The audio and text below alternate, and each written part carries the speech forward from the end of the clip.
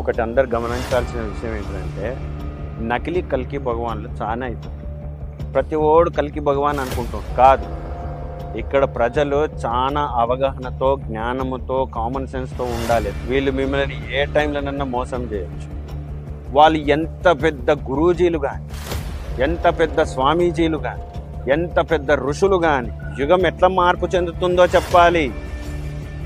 ప్రజల మనసులో ఏముండాలనో చెప్పాలి.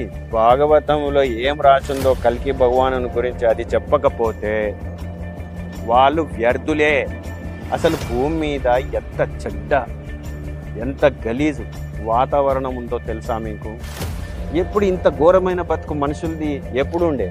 ఒక 40-50 సంవత్సరాల క్రితం కూడా మందులు తినే బతుకు కాదు మనకి. అసలు దేవుడు ఏం చెప్తూ, ఈ ఋషులు ఏం చెప్తూ, మరి ఈ గురువులు కరెక్టేనా? ఇప్పుడన్నా ఆలోచించినవా? ఎందుకు భగవంతుని మాట? అసలు మిమ్మల్ని సత్యయుగంలోకి తీసుకుపోయేది ఎవరు? కృష్ణుడా, రాముడా, విష్ణు భగవానుడా? ఎవరు తీసుకుపోతున్నారు? ఇది కలియుగం. నువ్వు కలియుగంలో కరెక్ట్ చేస్తున్నావా, రాంగ్ రూట్లు ఉన్నావా? ఆలోచించుకో నువ్వే.